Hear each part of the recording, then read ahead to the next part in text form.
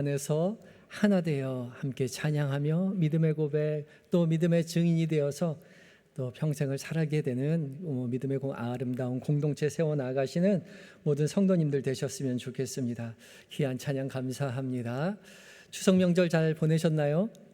예, 많이 가족들 많이 만나고 오셨을 텐데 믿음의 가문, 화목한 가문 세워가기 위해서 더욱 기도하시는 성도님들 되셨으면 좋겠습니다. 우리 옆 사람 향해 이렇게 인사했으면 좋겠습니다. 당신 덕분에 더 행복한 주일입니다. 예, 당신 덕분에 더 행복한 주일입니다.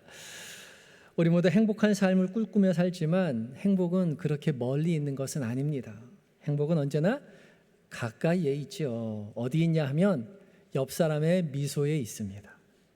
옆 사람 다시 한번 보세요. 예, 웃고 있죠? 예, 보시니 어떠세요? 좋아요, 안 좋아요? 좋죠. 이제 저 보세요. 저도 웃고 있죠? 웃으면요 더 행복해집니다. 돈 드는 것도 아니고 시간이 많이 걸리는 것도 아닌데 많이 좀 웃으면서 사셨으면 좋겠습니다. 그저 옆 사람 보고 웃는 것만으로도 우리는 행복하게 살 수 있어요. 참 쉽죠? 그러니까 행복하게 살고 싶으시면 웃으세요. 아유, 목사님 웃을 일이 있어야 좀 웃죠. 웃을 일도 없는데 웃으면 미쳤다는 소리 들어요. 예. 아니요, 교회 오면 웃을 일이 넘쳐납니다. 조그맣게 아멘 하시네요. 복음이 무엇입니까? 복음이 뭐예요? 기쁜 소식이요. 기쁜 소식을 복음이라고 하잖아요. 매 주일마다 그 기쁜 소식을 귀에 박히도록 듣는데 복음 듣고 사는데 도무지 기쁘지 않을 수가 있나요? 복음 듣고 기쁘지 않는다면 그 사람은 복음의 주인공이 아직 아닌 거예요. 우리가 복음의 주인공으로 부름받았다면, 우리가 복음의 주인공이라면 복음을 듣고 기뻐야죠. 저는 목사로서 여러분이 교회에 와서 늘 기뻤으면 좋겠습니다. 그 기쁨으로 행복하셨으면 좋겠어요. 그래서 교회가 이렇게 좋은데 천국은 얼마나 더 좋을까? 천국을 소망하며 사셨으면 좋겠습니다. 그래서 주일이 매일 기다려지고 교회에 가고 싶고 교회가 그리워지고 그랬으면 좋겠습니다. 우리 모두 복음의 주인공이 되셔서 기쁨으로 가득하고 보는 사람마다 미소로 인사하고 기뻐하며 믿음의 길 함께 걸어가는 하나된 믿음의 공동체로 세워가시는 한영의 모든 성도님들 되시기를 예수 그리스도의 이름으로 축복합니다. 그런 의미에서 옆 사람 향해서 다시 한번 인사하겠습니다. 입가에 최대한의 미소를 띠고서 옆 사람에게 이렇게 인사합니다. 우리가 복음의 주인공입니다.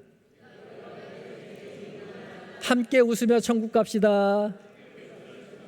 예, 함께 웃으며 복음의 주인공 되어서 천국 가셨으면 좋겠습니다.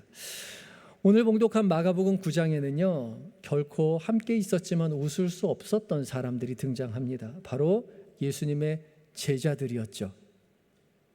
예수님의 제자들은 3년 동안 동고동락하면서 함께 지냈지만 누가 큰 사람인가 그거 가지고 길에서 싸우고 웃지 못했습니다. 33절과 34절 말씀을 함께 봉독합니다. 시작. 가버나움에 이르러 집에 계실새 제자들에게 물으시되 너희가 길에서 서로 토론한 것이 무엇이냐 하시되 그들이 잠잠하니 이는 길에서 서로 누가 크냐 하고 쟁론하였음이라. 점잖게 토론했다라고 번역해 놓았지만 무슨 토론을 했는지 정작 대답하지도 못했습니다.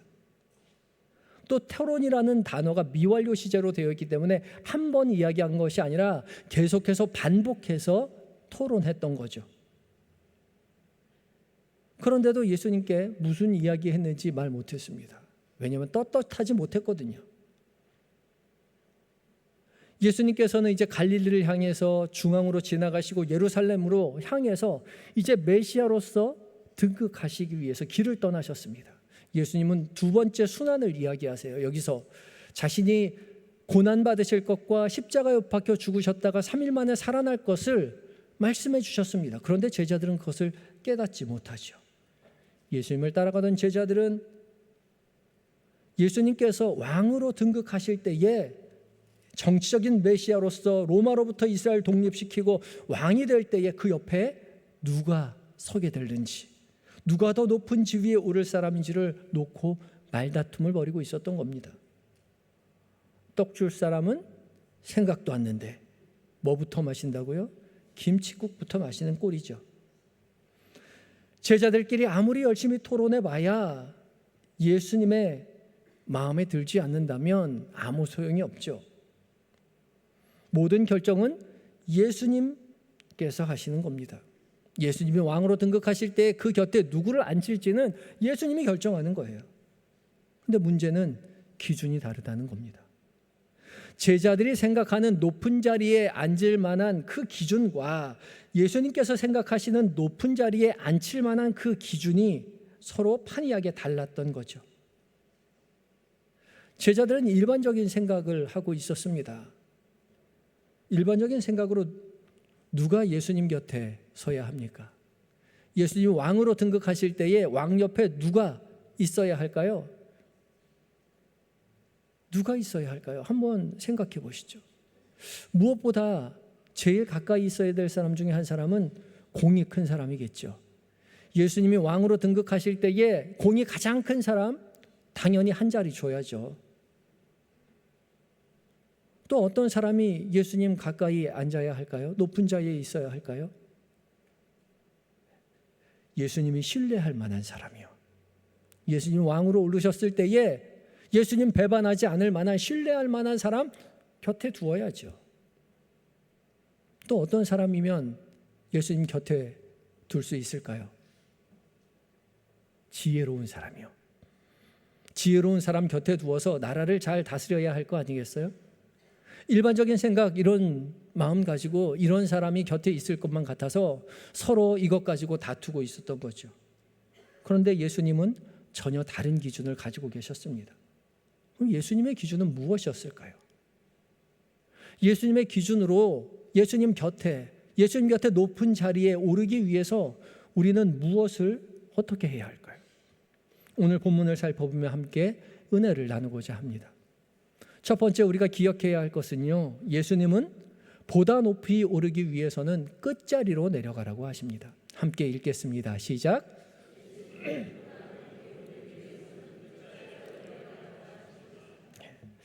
우리 35절 말씀 함께 읽어봅니다. 35절입니다. 시작.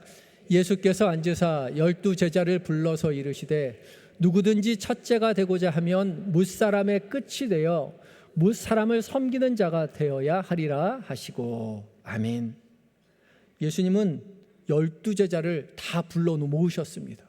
그리고 말씀하셨죠. 누구든지 첫째가 되고자 하면 뭇사람의 끝이 되어야 한다고요. 그런데요, 예수님의 12 제자 중에는요, 각별히 예수님의 사랑을 받았던 제자가 3명이 있었죠. 누구입니까? 베드로와 야고보와 요한이요. 이 세 제자들이요, 모든 제자들을 다 불러 모았을 때 서운할 수도 있었을 것 같아요. 이 사람들 예수님 곁에서 특별히 예수님을 보필했던 사람들이에요. 예수님 다른 제자보다 이 세 제자를 더욱더 가까이에 두고 늘 일하셨죠. 예수님께서 변화산에 오르실 때도 이 세 제자만 데리고 올라가셨고요. 예수님 겟세마네 동산에서 기도하실 때도 이 세 제자만 따로 데리고 가셔서 기도하셨어요. 그리고 이거 마가복음 지금 9장인데 앞에 8장에 보면 달리다금 소녀야 일어나라, 죽은 소녀를 살리실 때도 이 세 제자만 따로 데리고 가셨거든요. 그렇게 본다면 예수님의 가장 가까이는 이 세 제자 중에 한 사람이 앉는 것이 당연하겠죠. 그게 합리적일 것입니다. 아니, 첫째 자리는 못 앉아도 세 번째 자리는 앉게 되겠지, 그런 생각을 하는 것이 우리의 상식이겠죠. 그런데 예수님 그렇게 말씀하시지 않으시죠. 12 제자를 다 같이 부르셨어요. 그리고 누구든지 첫째가 되고자 하면 무사람의 끝이 되어야 한다, 그렇게 말씀하시죠. 이 말을 들은 3명의 제자는 서운했을지도 모릅니다. 아니, 내가 당연히 첫째 제자인데, 아니 첫째는 못 돼도 3명 안에는 늘 들었는데 예수님 그렇게 말씀하시지 않는 거죠. 누구든지요, 다 똑같이 두고 얘기하세요. 아니, 내가 지금까지 예수님을 위해서 다른 제자들보다 헌신한 게 얼마나 많은데 예수님 나를 그렇게 취급할 수 있나? 다른 제자들도 내가 앞자리에 서는 거, 내가 위에 자리 서는 거 다 인정할 텐데 예수님이 나한테 그렇게 얘기하면 섭섭하지. 예수님이 나를 다른 사람들하고 똑같이 취급하시면 내가 서운할 수밖에 없지. 그렇게 생각할 수도 있죠. 그런데 예수님의 기준은 완전히 달랐습니다. 우리도 우리 나름대로의 기준이 있죠.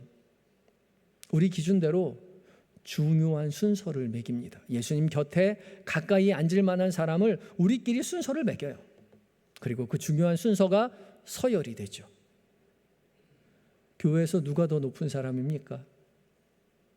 성도보다 집사가 높고요. 집사보다 안수집사 권사가 높고요. 안수집사 권사보다 장로가 높고요. 교회에 다 서열이 있다고 생각해요. 높은 자리가 있다고 생각하죠. 성도만 그런가요? 교역자도 그래요. 교육전도사보다 전임전도사가 높고요. 전임전도사보다 목사가 높은데요. 목사도 그냥 다 목사가 아니에요. 부목사님보단 담임 목사님이 더 높다고 생각하죠. 우스갯소리로요, 부목사를 아닐 부자 써서 목사가 아니라고 얘기합니다. 목사가 아닌 거예요. 담임 목사만 목사인 거죠. 제가 다른 교회 부목사로 섬길 때 매년 신방하던 은퇴 권사님 댁이 있었습니다. 대신방 기간에 항상 그분이 이제 연로하셔서 교회에 나오실 수가 없었기 때문에 제가 직접 가서 신방하고 예배를 드렸죠. 그런데 한 해는 담임 목사님께서 우리 교회에 못 오시는 은퇴 권사님들을 한번 쭉 돌아보아야 하겠노라고 그렇게 말씀하셔서 스케줄표를 짜서 교회 못 나오시는 그 어르신들께 담임 목사님 모시고 신방을 갔습니다. 그런데 그 권사님 하시는 말씀이, 담임 목사님 딱 오시니까 하시는 말씀이 목사님 신방 처음 받는다 그래요. 아니, 제가 매년 대신방 때 찾아뵙고 신방 드리고 전화 드리고 했었는데 그 권사님 말씀으로는 부목사 신방은 목사님 신방이 아닌 거죠. 무슨 의미인지 알지만 부목사로는 서운할 수 있죠. 교회에도 암묵적으로 계급이 있어요. 그리고 그 계급을 위해서 12제자처럼 똑같이 쟁론하고 있다는 걸 아무도 드러내놓고 말하지 않죠. 예수님이 무릎에 잠잠했던 제자들처럼 우리 교회에 다 섬기는 거예요. 섬기는 거예요. 목사도 섬기고요. 부목사도 섬기는 거고요. 권사도 장로도 집사도 다 섬김의 직분입니다. 그렇게 말해요. 그리고 실제도 그렇기도 합니다. 그 자리에 오르면 그 자리가 얼마나 부담스럽고 얼마나 두려운 자리인지 몰라요. 그래서 그 자리 때문에 하나님 앞에 더욱 기도하게 되고 더욱더 하나님 앞에 더 섬기려고 노력하죠. 그런데 그 자리를 오르지 못한 사람 입장에서는 그 자리가 탐나는 거예요. 그 자리에 올라야만 하는 거죠. 그것이 직분이 아니라 그것이 서열이라고 생각하게 되거든요. 예전 교회에 일부 예배 드리던 성가대 섬기던 집사님이 계셨습니다. 오랫동안 성가대로 집사님께서 섬기셨는데 권사가 되지 못했어요. 매번 떨어지는 거예요. 그래서 이 권사님이 집사님이 하다못해 무엇을 하셨냐면 1부 예배만 그 교회 드리고 3부 예배는 다른 교회 가서 드렸어요. 조그만 교회. 오랫동안 그 조그만 교회에 3부 예배 드렸더니 그 교회에서 권사 직분을 준 거예요. 그래서 권사 임명장을 가지고 교회에 찾아오셨어요. 내가 권사 직분 받았으니까 나를 권사로 불러달라고요. 근데 그때는 이미 70이 훨씬 넘으셨을 때였어요. 우리가 웃지만 웃을 수 없는 우리의 현실이죠. 이게 서열이 아니라는 거 너무나 잘 알지만, 머리로는 잘 알지만 우리 현실에서 그 기준을 버릴 마음이 없어요. 그러니 시간이 되면 집사가 돼야 되고, 시간이 되면 권사가 돼야 되고, 시간이 되면 안수집사, 장로가 돼야 된다고 늘 생각하고, 그렇게 되지 못하면 너무 창피해합니다. 안타까워해요. 그런데 예수님의 직분이 무엇입니까? 집사입니까? 권사입니까? 장로입니까? 목사입니까? 예수님의 직분이 뭡니까? 성도예요, 성도. 예수님은 성도입니다. 그러면 우리는 어디로 가야 할까요? 우리도 성도로 가야죠. 우리 모두 성도입니다. 목사도 성도, 장로도 성도, 집사도 성도, 권사도 성도. 우리 모두 하나님 앞에 누구든지 성도예요. 다 똑같아요. 직분은 결코 천국에 앉는 순서, 서열이 아닙니다. 그거는 어리석은 제자들, 바로 우리들의 착각일 뿐인 거죠. 그래서 주님 모든 제자들을 동등하게 다 불러다 놓고 누구든지 첫째가 되고자 하면 무사람의 끝이 되어야 한다. 예수님의 판단 기준은 무사람이 끝에 가 있는가였습니다. 무사람, 모든 사람입니다. 하나님의 나라에서 더 높이 오르는 길은 가장 끝에 있는 자리로 내려가는 것뿐입니다. 예수님은 너희가 하나님 나라에서 높이 오르고 싶다면 지금이라도 당장 끝자리로 내려가라고 말씀하시죠. 끝자리요. 끝자리에 앉으면 창피하지 않을까요? 사람들이 쳐다보지 않을까요? 아니요. 결코 창피하지 않습니다. 왜요? 거기에 예수님이 계시기 때문에 그래요. 예수님은 언제나 끝자리에 앉아 계시는 분이시죠. 예수님은 이 세상의 주인 되신 창조주이십니다. 여전히 세상의 주인이신데 하나님의 아들 독생자 예수님께서 이 땅에 오실 때 가장 낮은 자리, 가장 끝자리로 오셨어요. 그리고 자신과 함께 가장 낮은 사람들에게만 찾아가셨죠. 그리고 그 낮은 자리에 함께 앉아있자고 우리를 초대해 주시죠. 그래서 우리가 예수님의 참된 제자라면 우리도 예수님이 계신 그 끝자리에 찾아가야 되는 거죠. 나중에 천국 가서 높은 자리에 앉기 위해서 억지로 자존심 꾹꾹 눌러가며 끝자리에 가서 앉는 것이 아니라 그 자리에 주님 계시기에 기쁨으로 끝에 자리 가서 앉는 것입니다. 끝자리가 하나님 나라에서 가장 높은 자리예요. 왜냐하면 그 자리에 예수님이 계시기 때문에 그래요. 예수님 가장 가까이 있는 자리가 끝자리라니까요. 그래서 우리는 가장 끝자리로 내려가야 합니다. 그리고 그곳에 계신 예수님을 만나야 하는 것이죠. 주님은 야고보서 4장 10절을 통해서도 이렇게 말씀하십니다. 야고보서 4장 10절 말씀을 함께 읽겠습니다. 방송실 읽어야 되는데 함께 읽습니다. 시작. 주 앞에서 낮추라. 그리하면 주께서 너희를 높이시리라. 아멘. 어디 앞에서요? 주님 앞에서요. 우리는 사람들 앞에 서는 것이 아니라 늘 주님 앞에 서는 겁니다. 사람들 앞에 서려면 끝자리에 가는 것이 창피하죠. 사람들과 늘 비교하게 되거든요. 근데 비교는요, 딱 두 가지입니다. 비참해지거나 교만해지는 것이 비교래요. 옆 사람과 비교해서 못난 사람인 것 같으면 비참해지고요. 옆 사람과 비교해서 잘난 사람인 것 같으면 교만해진다는 거죠. 그래서 옆 사람과 비교하면 결코 행복해질 수 없습니다. 우리는 옆 사람하고 비교하며 살아가는 것이 아니라 예수님 앞에 서는 겁니다. 주님 앞에요. 주님 앞에 서야 우리는 늘 행복한 사람으로 설 수 있어요. 그 자리가 어떠한 자리이든지 상관없이 예수님이 함께 계시기에. 근데 예수님은 끝자리에 가 계시다는 말이죠. 예수님이 계신 끝자리로 찾아가시는 성도 여러분들이 되시기 바랍니다. 그리고 그곳에 계신 예수님을 꼭 만나시기 바랍니다. 그래서 예수님과 함께 하나님의 나라에서 가장 높은 곳 주님 곁에 머무시는 영광을 누리시는 모든 성도님들 되시기를 예수 그리스도의 이름으로 축복합니다. 두 번째 우리가 기억해야 할 것은요, 예수님은 보다 높이 오르기 위해서는 섬기는 자가 되라고 말씀하십니다. 함께 읽겠습니다. 시작.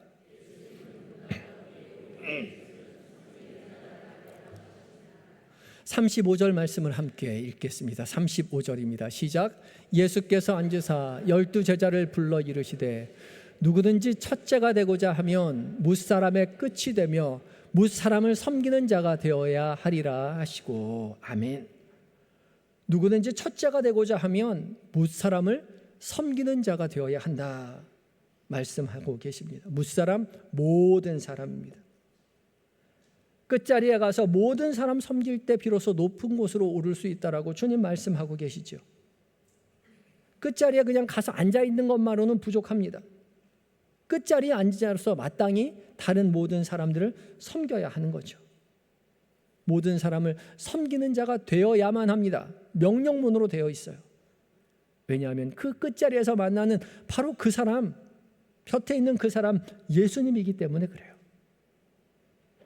끝자리 가서 만나는 그 사람이 바로 예수님이기에 예수님 섬기듯 섬겨달라고 주님 말씀하고 계시죠. 37절 말씀을 함께 읽습니다. 시작. 누구든지 내 이름으로 이런 어린아이 하나를 영접하면 곧 나를 영접함이요 누구든지 나를 영접하면 나를 영접함이 아니요 나를 보내신 이를 영접함이니라. 아멘. 너희가 높이 오르고 싶다면 끝으로 가서 모든 사람 섬기라고 말씀하신 그 예수님, 벼랑간 어린아이 한 명을 데리고 와서 불러 세우시고 안아주시면서 제자들에게 말씀하시죠. 누구든지 내 이름으로 이런 어린아이 하나를 영접하면 곧 나를 영접함이라고요. 여기서 어린아이로 번역한 파이디오는 우리가 생각하는 진짜 어린아이입니다. 유치원생, 초등학생 정도 되는 그런 어린아이예요. 당시 이 정도의 어린아이는 사회적으로 지위가 매우 낮은 존재였습니다. 인구 숫자에 포함되지 않았고요. 부모의 소유물로 여겨져서 부모가 신에게 자녀를 바친다고 해도 아무런 법적인 제재를 받지 않았습니다. 그런데 이런 가치가 낮은 이 어린아이 하나를 내 이름으로 영접하면 곧 나를 영접하는 것이다 라고 말씀하시죠. 이 말씀에서 중요한 단어가요, 내 이름으로입니다. 내 이름으로. 내 이름, 누구 이름이요? 예수님의 이름으로요. 예수님의 이름으로 영접하는 거예요. 예수님의 이름으로 영접한다는 것은 예수님의 권위를 가진 존재로 대한다는 거죠. 마치 예수님 모시듯이 그 어린아이를 똑같이 대하라고 말씀하고 계시는 거죠. 그렇게 어린아이 하나를 영접하면 곧 나를 영접하며 곧 나를 영접하면 나를 보내시니 하나님을 영접하는 것이라고 예수님 말씀하고 계십니다. 곁에 있는 사람이 아무리 하찮아 보이는 사람일지라도 그 사람을 예수님 모시듯이 모시라고 말씀하십니다. 그리고 그렇게 곁에 있는 사람 예수님처럼 모시면 하나님 모시는 것과 똑같이 하나님께서 여겨주신다라고 상 주신다라고 말씀하고 계시죠.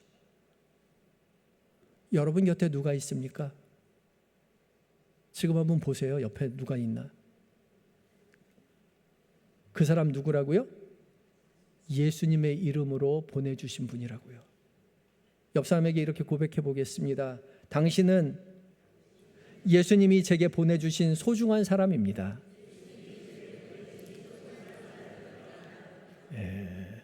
저보고 하지 말고 옆에 있는 사람한테 하라고요. 당신은 예수님이 보내주신 소중한 사람입니다. 그러니까 누구 모시듯이요? 예수님 모시듯이 옆에 사람 모셔달라고요. 또 옆에 누가 있습니까? 집에 가면 옆에 있는 사람이 있죠. 집사람이요, 아내요, 속썩이는 철없는 남편이 있고 말 안 듣는 자녀들이 있고요. 보고 싶지 않은 이웃이 있고요. 그런데 그 사람 어떤 사람이라고요? 예수님의 이름으로 예수님께서 내게 보내주신 사람이니 예수님 대하듯이 그 사람 대해달라고 말씀하고 계시는 거죠.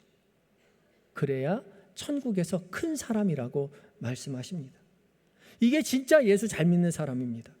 우리 인생 살아갈 때 내 곁에 있는 사람, 예수님 나에게 보내주신 사람임을 결코 잊지 마시기 바랍니다. 예수님이 날 위해서 나 예수 잘 믿으라고 보내주신, 특별히 보내주신 소중한 사람입니다.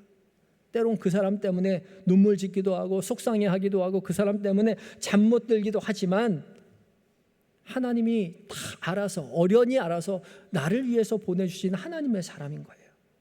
결코 잊어서는 안 됩니다. 예수님이 보내주신 분이 예수님 대하듯이 그 사람 대해달라고 우리에게 명령하시죠. 주님은 마태복음 7장 21절을 통해서 이렇게 말씀하십니다. 함께 읽습니다. 시작.